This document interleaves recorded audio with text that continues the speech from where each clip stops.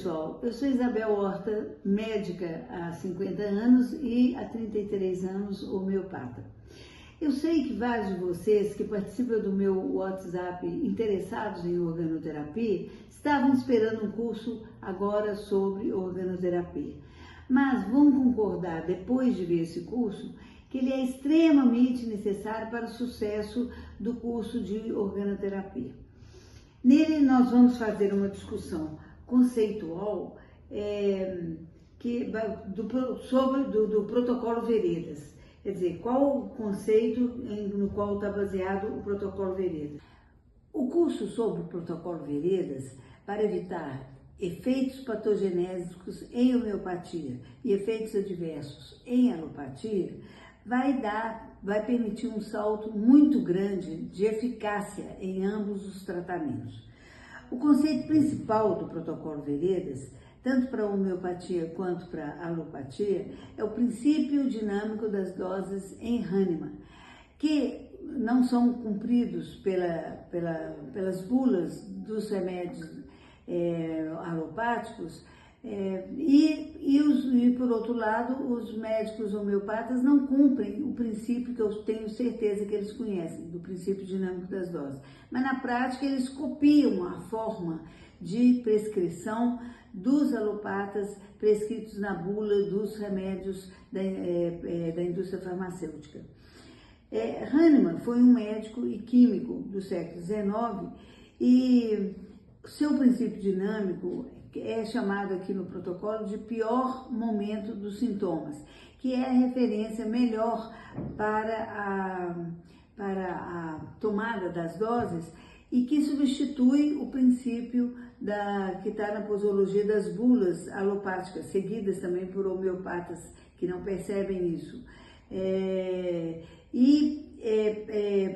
Ele está substituindo o princípio dinâmico das doses em Hahnemann, ele substitui então esse princípio de doses fixas, que é o maior causador de efeitos adversos e patogenésicos em homeopatia. Hahnemann, além de mudar o paradigma de tratamento da pessoa do ponto de vista especializado para a pessoa como um todo, ele criou bases farmacocinéticas e farmacodinâmicas que vieram a questionar esse que é hoje o usado das doses fixas e que poderia, se tivesse sido seguido pela indústria farmacêutica, evitar efeitos adversos terríveis e também os efeitos patogenésicos pelos homeopatas ao repetirem doses sem seguir o princípio dinâmico das doses de Hahnemann. Vamos começar agora então o primeiro módulo do curso, no seu slide 1, que vai tratar de bases conceituais do protocolo Veredas, que é essencial para que a gente vá entender o protocolo em si, que está configurado num aplicativo chamado aplicativo Veredas, mais para o final do curso. Primeira aula que nós vamos ter, nós vamos falar sobre bases conceituais do protocolo Veredas. Vão ser 15 conceitos essenciais para a gente conseguir usar o protocolo Veredas, entendendo cada passo a passo das suas ferramentas. O que seria o protocolo Veredas? O protocolo Veredas é um conjunto de conceitos para encontrar a dose ideal dos medicamentos, sejam eles homeopáticos ou alopáticos. Usamos um aplicativo chamado Veredas, que vocês têm acesso a ele na compra da aula, e que ajuda a corrigir erros comuns das prescrições. Esse aplicativo só vai ser ensinado na última aula desse curso. Como que assim, erros comuns, a alopatia, a homeopatia faz erros nas prescrições? Muitas vezes os conceitos subjacentes aos testes dose e efeito realizados pela indústria farmacêutica são mal interpretados, levando a uma terapêutica com doses excessivas que causam efeitos tóxicos ou interrupções inadequadas do tratamento. E como que nós podemos evitar esses erros? Os conceitos do protocolo Veredas foram desenvolvidos para ajudar a encontrar a dose correta para cada paciente, evitando esses erros. Vocês podem achar isso exagerado, mas verão no curso que não é exagerado. Isso se aplica tanto à medicina convencional quanto à homeopatia. Durante o curso, vamos mostrar exemplos clínicos e vídeos evolutivos que demonstram como os médicos de ambas as áreas cometem os mesmos erros de prescrição. De 2, nós vamos falar assim, por que é tão importante assim esse tema do protocolo Veredas? Vocês sabiam que entre 40% a 82% das consultas ambulatoriais nos Estados Unidos acabam em internações ou até em mortes por causa de superdosagens de medicamentos? Como veremos, os números às vezes escondem a realidade, pois os 10% das extremidades da curva de Gauss, realizada em amostras pela indústria farmacêutica, das pessoas que necessitam doses diferentes da maioria de 90%, podem representar 750 milhões de pessoas no mundo expostas ao risco de superdosagens, efeitos colaterais que vão levar inexoravelmente à ineficácia terapêutica em todo o mundo, de todos os remédios homeopáticos e alopáticos. Em 2000, os custos relacionados a esses problemas passaram de 177 bilhões de dólares em trabalho publicado por Rodrigues nos Estados Unidos. O protocolo Veredas tem conseguido reduzir esses problemas nos últimos 16 anos da minha prática clínica. No próximo slide, nós vamos falar sobre como escolher e repetir doses de medicamentos de forma segura e eficaz. Algo que nunca foi visto tanto na homeopatia quanto na alopatia, pelo menos nos trabalhos que eu busquei publicados. Com base em meus 50 anos de experiência como médica, observando receita de outros médicos, posso compartilhar essa experiência com todos vocês. Nós vamos falar sobre o momento de tomar a dose em alopatia e homeopatia. Por que na alopatia as doses são prescritas em horários fixos? Na alopatia, as doses são prescritas em horários fixos antes que a dose anterior tenha sido totalmente eliminada.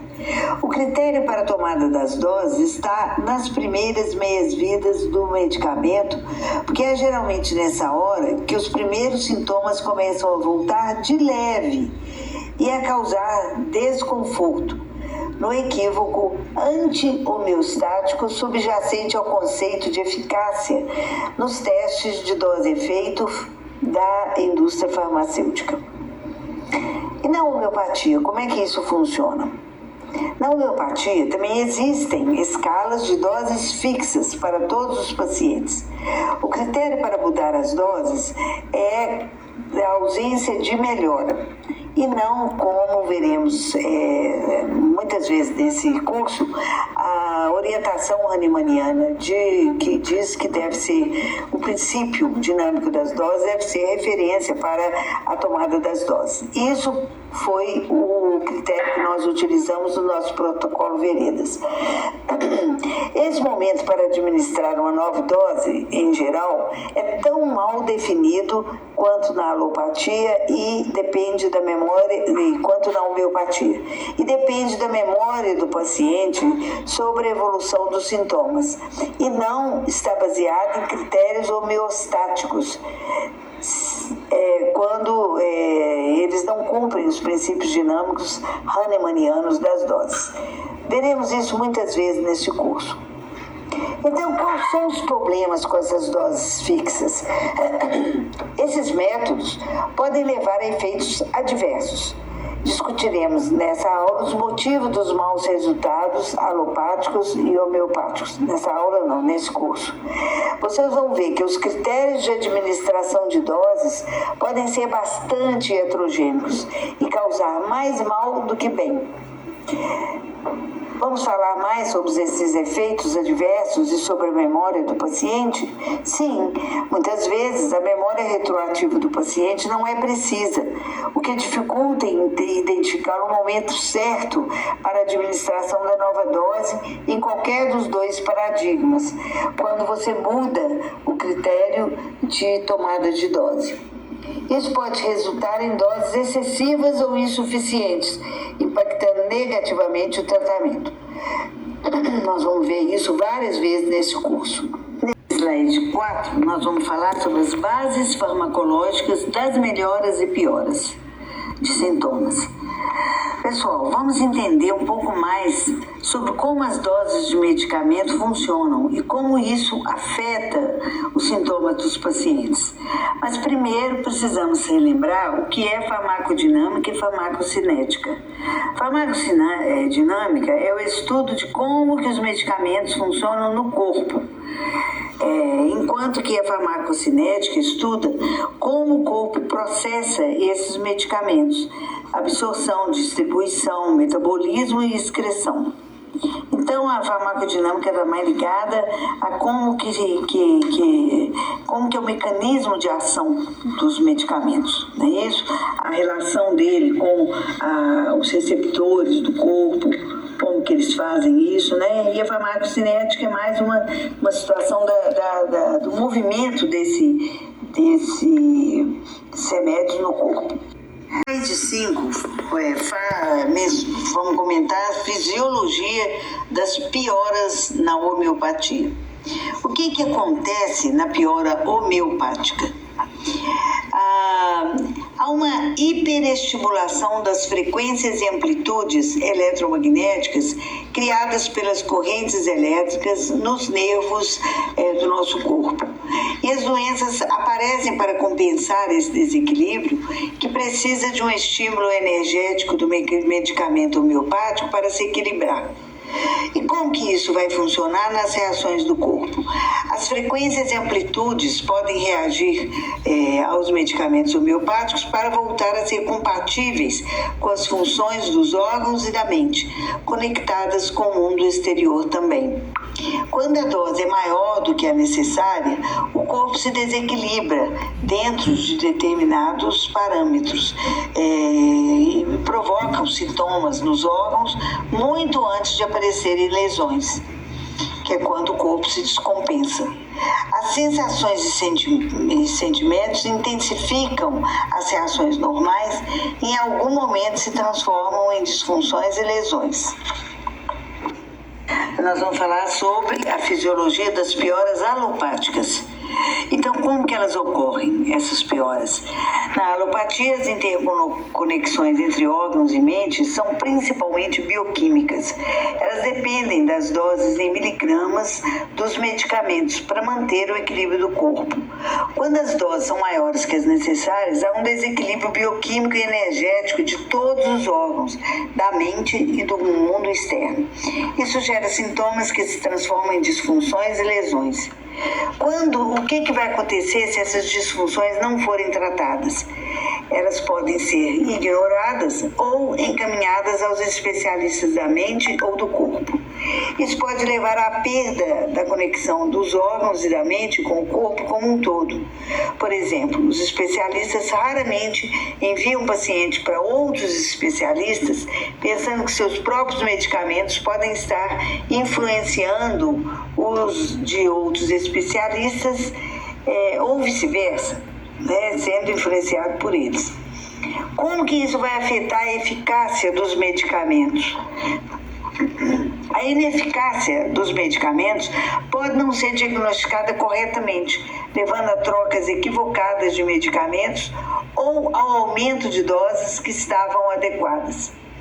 Na alopatia, nós podemos contestar os critérios de eficácia da indústria farmacêutica, que muitas vezes priorizam resultados imediatos, ao invés de esperar uma melhora duradoura e curativa, no ritmo homeopático exigido pelos critérios de sobrevivência do corpo. Veremos muitas vezes ainda nesse curso porque o princípio dinâmico das doses, descoberto por Hahnemann há 200 anos, é o verdadeiro critério de eficácia das doses dos medicamentos. E, infelizmente, nem sempre é seguido pelos homeopatas. Vamos falar sobre o conceito de eficácia das doses e efeitos adversos. Por que esse conceito é importante? A pergunta que está calada há 200 anos após Hahnemann, químico e médico fundador da homeopatia no século XVIII, pode ser respondida no seguinte comentário: toda a sequência de erros de prescrição em alopatia se seguiu ao conceito equivocado de eficácia das doses da indústria farmacêutica e colocada até hoje sem críticas nas bulas dos medicamentos. Na homeopatia, apesar do espírito obsessivamente observador de Hahnemann, muitos homeopatas teimam em seguir o conceito de doses fixas e não individualizadas da indústria farmacêutica, não são individualizadas pela indústria farmacêutica. Como então que esse conceito de eficácia das doses se relaciona com os efeitos colaterais? Isso é muito importante. Uma dose eficaz não é apenas a menor dose que produz o maior efeito e o mais rápido.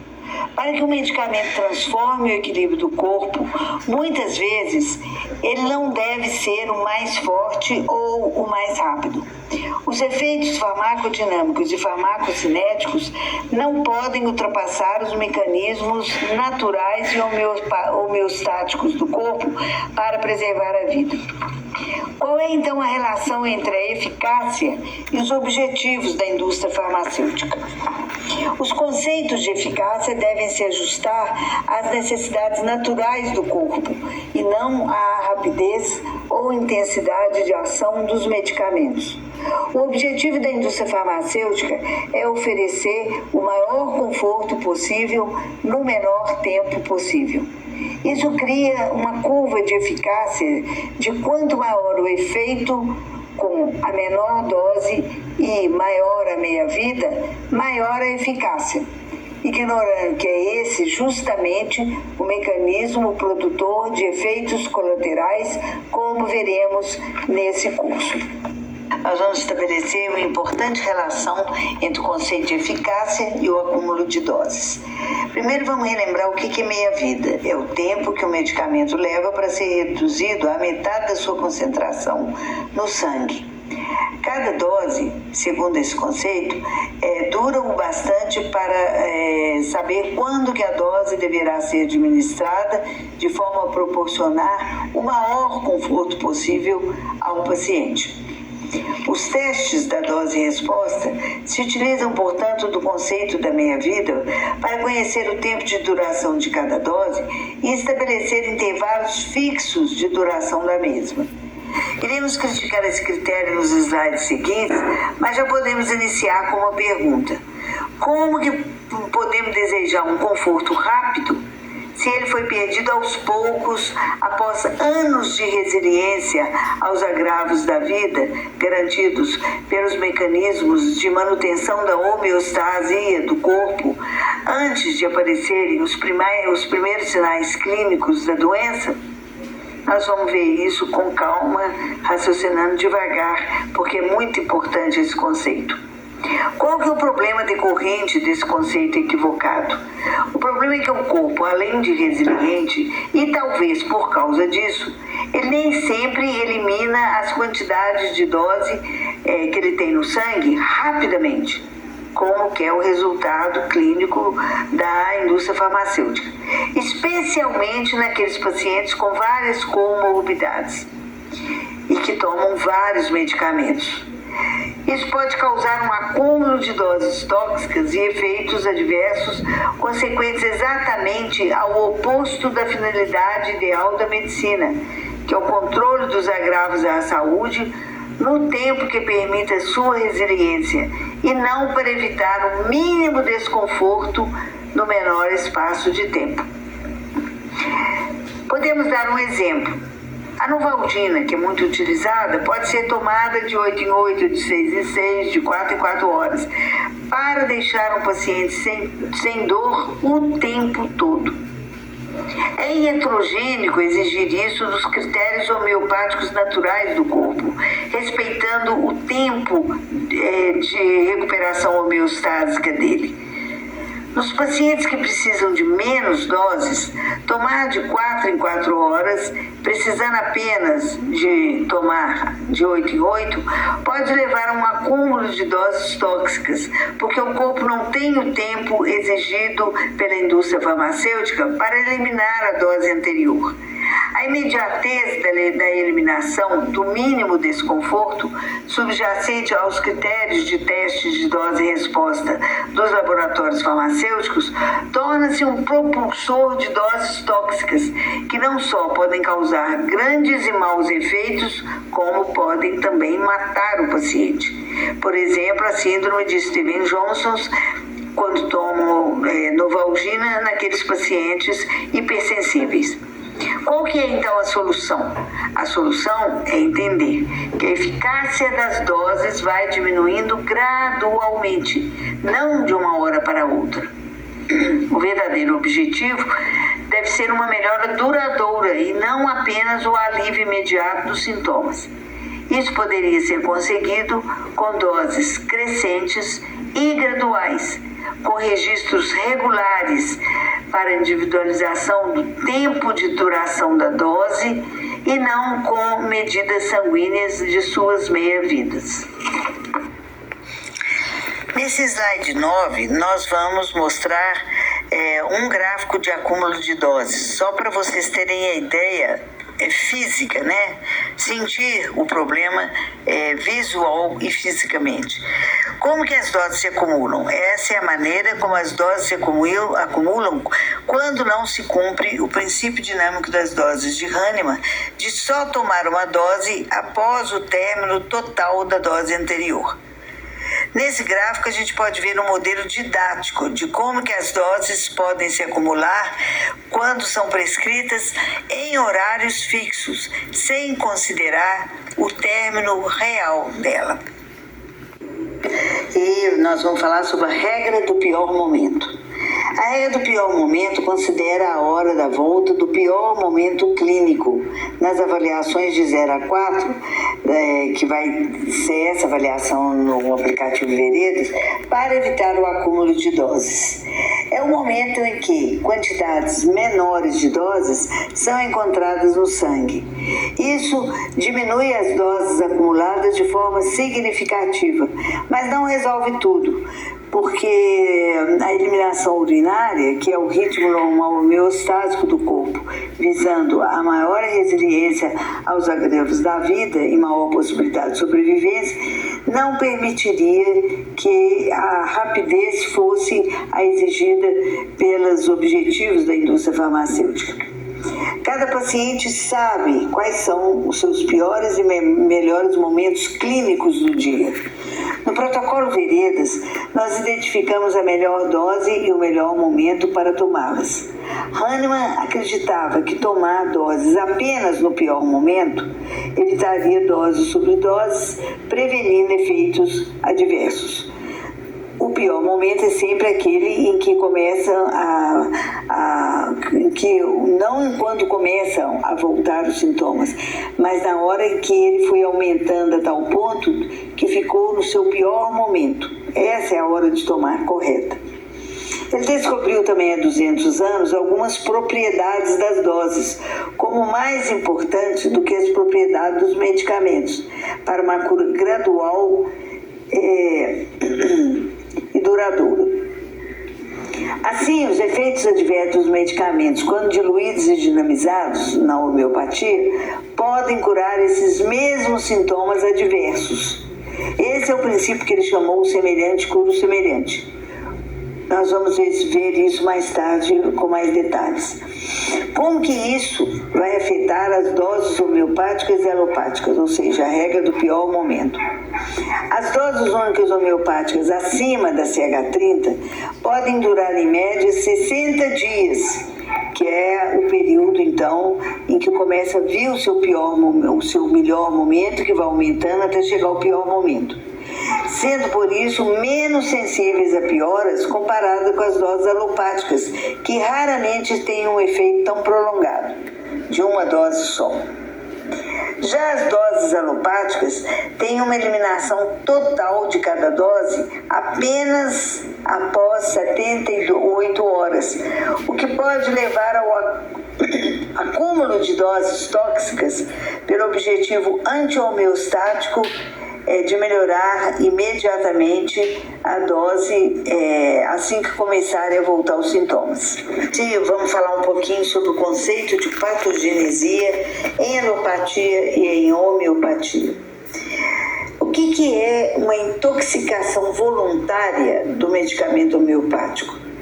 Isso pode acontecer em casos de doses muito repetidas nas pesquisas patogenésicas de medicamentos homeopáticos com o objetivo de conhecer seu valor terapêutico. A patogenesia é um processo de produção de conhecimento das propriedades curativas de efeitos tóxicos do medicamento, que são seus efeitos rebotes. O efeito primário é o efeito, na homeopatia, é o efeito tóxico. E seu efeito de rebote secundário é o efeito curativo. E isso acontece depois da sua diluição e dinamização.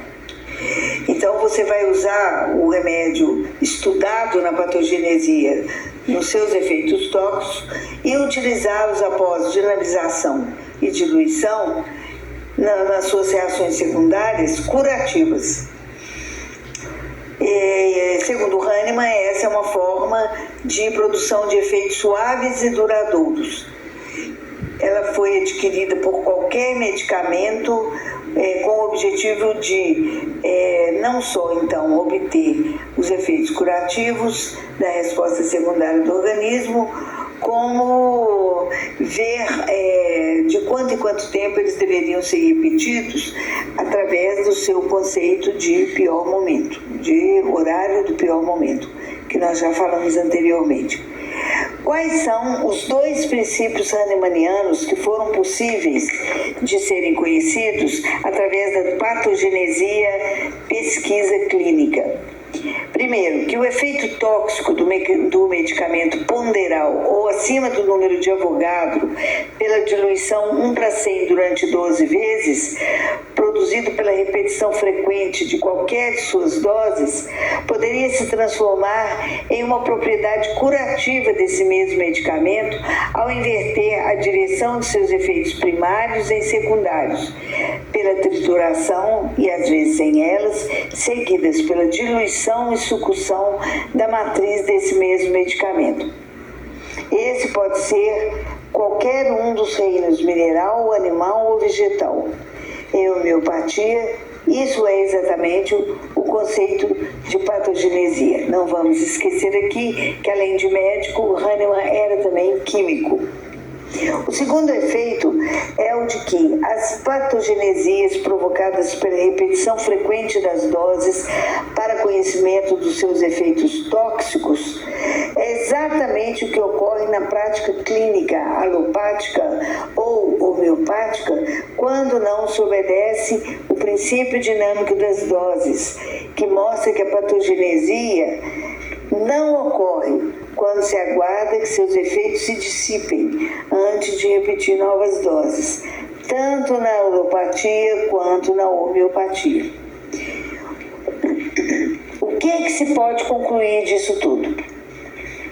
Daí se conclui que os bulários alopáticos dos medicamentos servem de orientação de quais conjuntos de sintomas tóxicos podem ser curados pelos mesmos medicamentos que os produziram, apenas quando, além de tomados em horários fixos, repetidos, antes que as suas doses tenham se dissipado,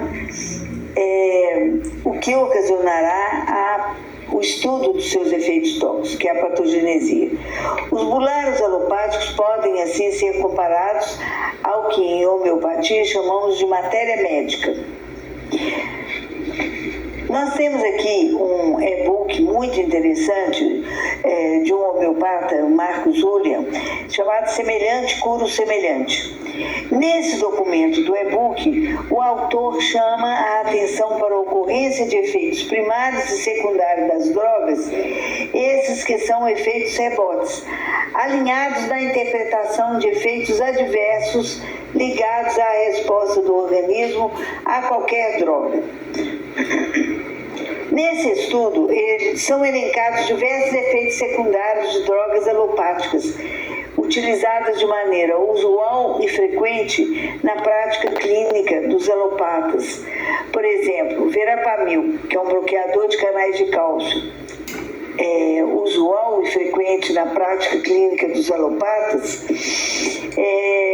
Outro seria a disopiramida para arritmias cardíacas, os digitálicos e a amlodipina, um para a arritmia cardíaca e o outro para a angina do peito, o atenolol, que é o bloqueador beta-adrenérgico, e diversos outros que apresentam indicações terapêuticas, produzindo efeitos primários curativos, seguidos de efeitos rebotes de reação secundária própria dos medicamentos alopáticos e que podem ser considerados efeitos adversos quando a medicação é descontinuada, substituída ou então suspensa em definitivo. Aí apresentaria esse efeito rebote, que pode ser considerado um efeito colateral e adverso. Além do critério de não cumprir o princípio dinâmico das doses, de tomar apenas no pior momento, que é quando voltam os sintomas porque acabou o efeito da dose. Quais as diferenças nas reações primárias e secundárias da alopatia e homeopatia? Eu vou repetir aqui porque às vezes pode ser difícil entender isso. Como as patogenesias homeopáticas têm como efeito primário as doses tóxicas, pelo método de repetições sucessivas e repetidas com frequência, e que são opostas ao princípio dinâmico das doses em Hahnemann, os efeitos opostos das reações secundárias representarão então um rebote curativo em homeopatia, quando a droga é diluída e dinamizada. Em geral, essas doses são tomadas em doses únicas e são repetidas, ou deveriam ser, apenas com o princípio dinâmico das doses, produzindo efeitos curativos crescentes a cada aumento de dose, desde que interrompidas pela primeira piora acima da dose individual de cada paciente, que representa exatamente a perda do efeito da dose. Essa é a deixa para a volta à dose imediatamente anterior no protocolo Veredas, quando, depois de provocar melhoras adicionais, você tem essa piora, então você volta para a dose anterior para mantê-la indefinidamente durante a vida, naqueles intervalos conhecidos de duração daquela dose que foi achada como a melhor dose. E isso garante melhoras duradouras, e esse conceito nós vamos vê-lo detalhado no módulo 3, que é como que ele é demonstrado nas planilhas do aplicativo Veredas. Aí vai se entender muito melhor. Os testes de doses crescentes até a dose ideal individualizada, feita no protocolo Veredas, são entendidas desde que todos os conceitos subjacentes que discutimos nessa aula sejam obedecidos. No 12, nós vamos reforçar alguns conceitos anteriores. Vamos falar sobre doses fixas e suas consequências. Nós podemos usar os efeitos adversos informados por qualquer medicamento alopático ou homeopático para controlá-los com diluição e dinamização.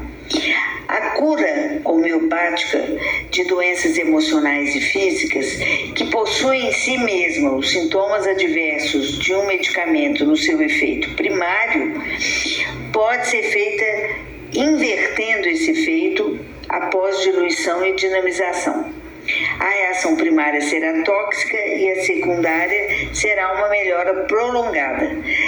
Nesses casos, doses únicas acima da CH30, elas podem durar até 60 dias. É o tempo de duração onde começam então a voltar os sintomas e vão aumentando até ficar no seu pior momento. E a intoxicação na alopatia? As bulas informam que as doses devem ser repetidas em intervalos fixos e iguais. Essa repetição de dose sobre dose anterior impede o controle total do pior sintoma da doença, que é o sintoma de referência, chave, que se melhorar, todos os outros sintomas da doença terão melhorado também. É um marcador. Ele gera, as doses sobre doses geram um acúmulo tóxico secundário a um efeito primário curativo em alopatia. Não é porque o efeito primário é tóxico, mas em alopatia ele é curativo. E é assim que ele é estudado nas indústrias farmacêuticas. O efeito curativo, a eficácia dele que é fruto do efeito primário do medicamento sem diluição. Se dentro da dose individualizada, mas individualizada ao modo da indústria farmacêutica, que é em doses fixas. Esse é o grande equívoco posológico da alopatia, baseado no conceito inadequado de eficácia dos testes dose e resposta. Como funcionarão nas doses homeopáticas esse problema das doses fixas ou das doses no pior momento? O aumento cuidadoso e crescente das doses homeopáticas garante um aumento das horas de melhores momentos do sintoma principal e uma diminuição dos piores momentos também desse sintoma principal, que é um marcador dos outros sintomas da doença, nas 18 horas acordadas do dia. Cada dose crescente e adicionada vai diminuir a intensidade dos piores momentos até eles não ocorrerem mais. E aumentar também, as horas dos melhores momentos até 18 horas acordado do dia, quando então o paciente passa o dia todo no zero de sintomas. Como que nós vamos corrigir os erros das doses fixas em homeopatia e em alopatia? No consultório, nem o médico nem o paciente sabem se eles vão precisar de menos, de mais ou das doses indicadas na posologia das bulas. As avaliações muitas vezes são feitas com perguntas simplórias: melhorou, não melhorou, está se sentindo bem? Levando a decisões equivocadas sobre a troca ou aumento de doses.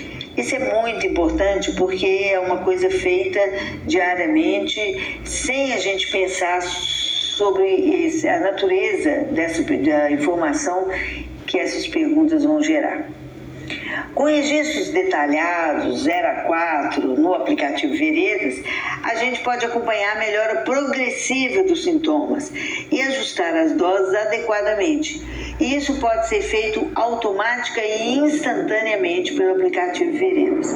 Veremos como ele faz isso no módulo 4. Podemos acompanhar nele a melhora progressiva dos sintomas até a dose que os piorará e indicará não só o fim dos testes, como o momento de voltar à dose anterior, que foi a melhor até aquele momento.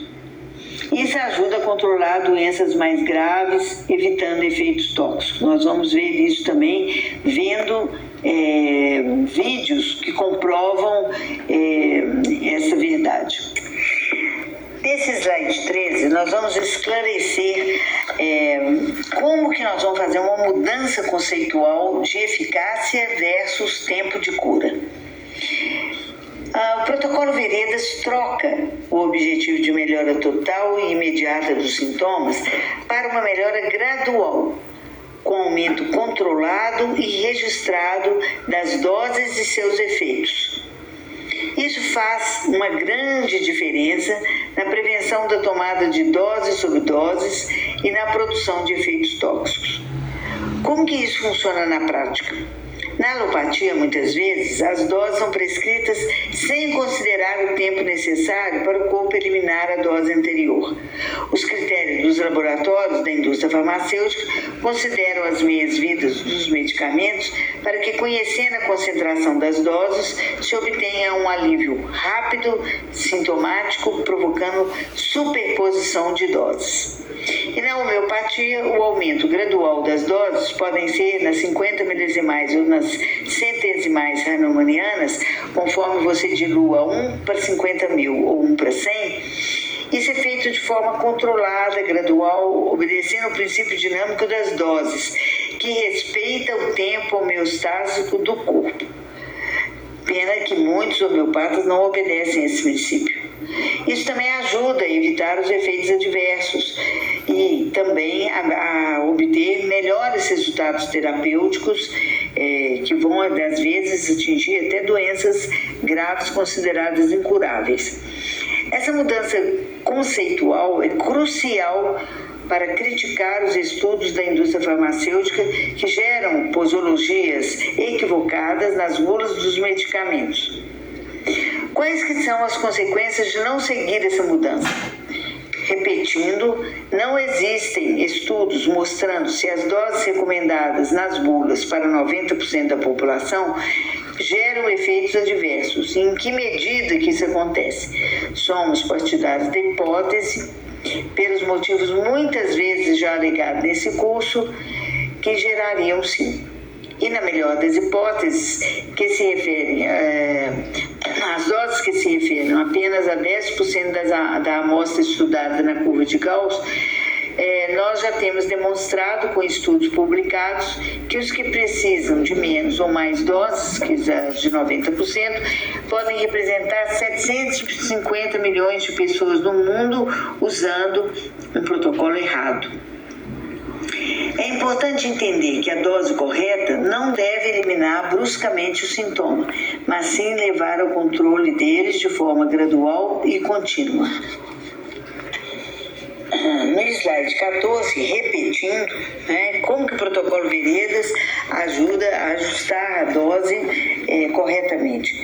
Quando ele muda a base conceitual de doses fixas para doses dinâmicas hahnemannianas, o protocolo Veredas tem evitado significativamente os efeitos adversos nos últimos 16 anos de prática médica conseguindo um controle significativo dos sintomas em doenças, até as doenças graves, com eficácia que pode chegar a uma média de 90% de melhora em doenças, como eu disse, graves. E tem alguns trabalhos que já publiquei a respeito e nós vamos mostrando aqui diversos vídeos evolutivos. No módulo 6 desse curso, nós vamos colocar diversos vídeos evolutivos que validam a utilização do protocolo Veredas. Ficou claro, gente, até aqui? Tomara. Vamos continuar. Vamos aqui nesse último slide, número 15, fazer uma discussãozinha com o intuito de resumir o que falamos. Quais doenças que hoje são difíceis de controlar por causa dos efeitos adversos? Bom, gente, são todas, mas até por isso e outros motivos, doenças mais graves como Parkinson, Alzheimer, autoimunes, degenerativas, com dores crônicas, ou até as leves mesmo, gripes frequentes, são difíceis de controlar devido ao acúmulo de doses tóxicas. Nem sempre é devido à impotência intrínseca do medicamento, mas devido à sua administração em doses tóxicas. Acreditando na propriedade dos métodos para achar a sua dose mais eficaz, nós vamos tentar controlar esse acúmulo de doses tóxicas. A dose tóxica mais eficaz jamais será estatística, que deverá ser confirmada pelo médico na prática médica diária. Eu estou me referindo aqui aos controles estatísticos dos testes dos laboratórios farmacêuticos. Então, qual que vai ser a solução? A solução é aumentar gradualmente as doses, monitorá-las através do aplicativo Veredas, cujo conceito primordial é o Hahnemanniano, que é o princípio dinâmico das doses, aceitando intensidades intermediárias de sintomas até atingir a dose ideal, onde eles estão totalmente controlados, ou pelo menos se pretende isso, mas nos trabalhos que a gente publicou, até 91% de melhora dos sintomas é obtida em média, muitos obtêm 100%, muitos, a serviço de uma melhora duradoura. Assim, nós vamos identificar a dose que não terá o melhor efeito e o mais rápido, imediatamente, mas o mais equilibrado para o corpo e obedecendo aos critérios homeostásicos dele. É ainda a verdadeira frase de Paracelso no século XVI. A diferença entre o medicamento e o veneno é a dose. O verdadeiro objetivo deverá ser melhora duradoura, não apenas o alívio imediato dos sintomas. Na próxima aula, nós vamos ver as influências internas e externas que melhoram ou pioram as doses, não tem nada a ver com elas. E nesse slide para motivá-los para essa próxima aula, para o próximo módulo, né, que é o módulo 2, nós vamos botar aqui um vídeo de paciente. O primeiro vídeo, ele está usando um protocolo de doses fixas, convencionais. Então, depois de estar 9 anos utilizando o Prolopa, que no caso é o remédio para Parkinson, da maneira convencional de doses fixas, sem respeitar o pior momento. E no segundo vídeo a gente vai ver, depois de 9 anos ele procurou homeopatia e com o protocolo Veredas nós vamos ver como que ele evoluiu depois de 3 anos de tratamento, porque aí nós estamos tratando ainda dele hoje, porque descobrimos nele uma alteração de uma doença autoimune subjacente à doença de Parkinson.